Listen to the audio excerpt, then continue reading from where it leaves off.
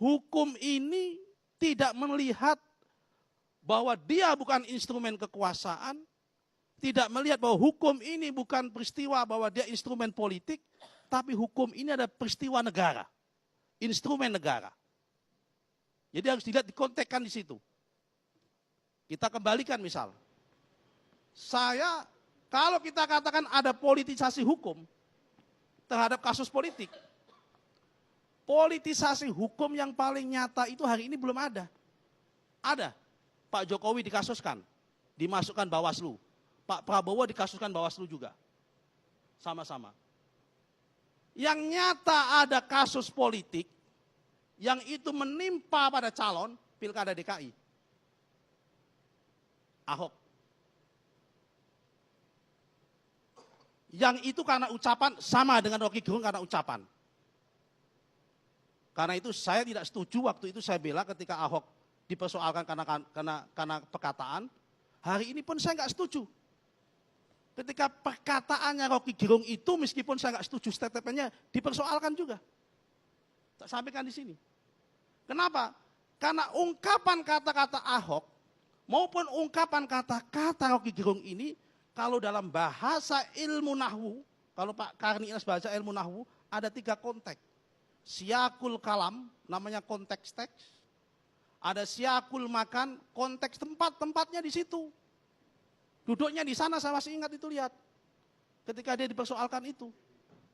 Di situ. Ya di situ. Kemudian ada siyakul, kalau Ahok di Pulau Seribu. Ada juga siyakul makom. Konteks orangnya. Ada konteks teks, konteks tempat, dan konteks orangnya. Menurut saya, dua-duanya ini tidak bisa dipersoalkan dulu. Kalau kita menggunakan logika akal sehat.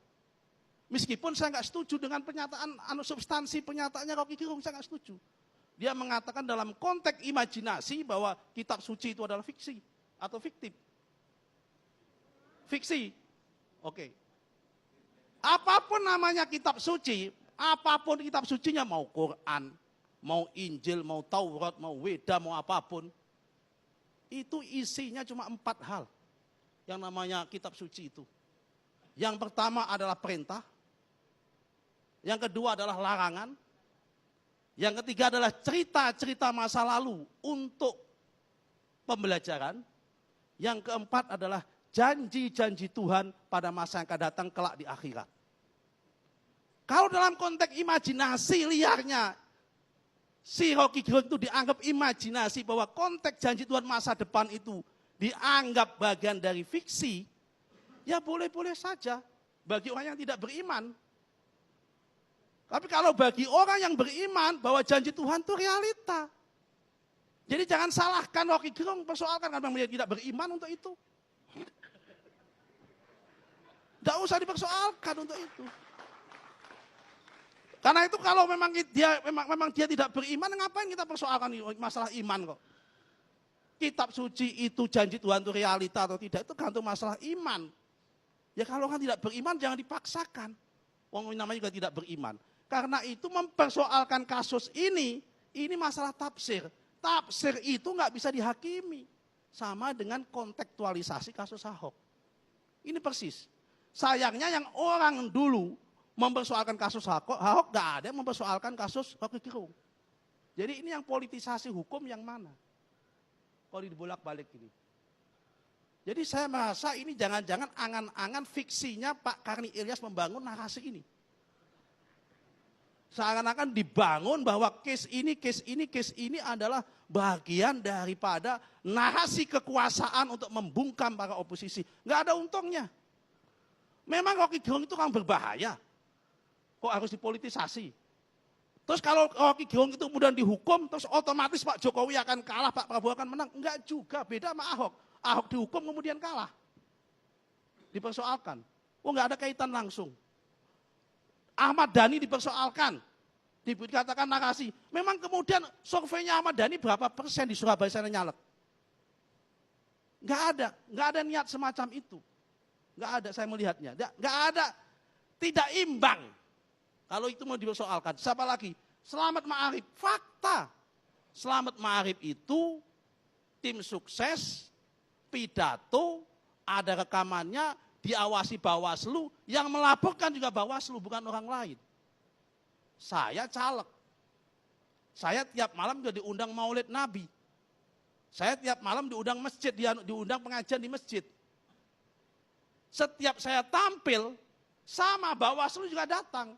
Karena itu saya tidak mau menggunakan instrumen dakwah, instrumen ceramah pengajian untuk kepentingan kampanye saya atau kepentingan kampanye orang yang saya dukung. Kenapa? Karena ada aturannya. Jadi hanya jangan karena orang yang berbeda pendapat itu kemudian berbuat salah, dianggap politisasi hukum atau hukum itu tajam sebelah. Memang pertanyaan saya adalah, kalau oposisi itu harus kebal hukum juga. Kemudian kalau petahana itu kebal hukum juga. Enggak juga. Baik politisi maupun petahana, kita sebagai warga negara tidak ada yang kebal hukum di sini. Kita kasih contoh lagi. Kalau dikatakan kebal hukum. Pak Rocky Gerung, sekitar 2 bulan yang lalu, ada pengurus Golkar juga, yang ditangkap OTT polisi atau jaksa itu di NTB. Karena nyunat bantuan apa itu kemarin itu, bencana. Di OTT juga. Pendukung 01 Pak. Apa ada yang ngomong politisasi hukum?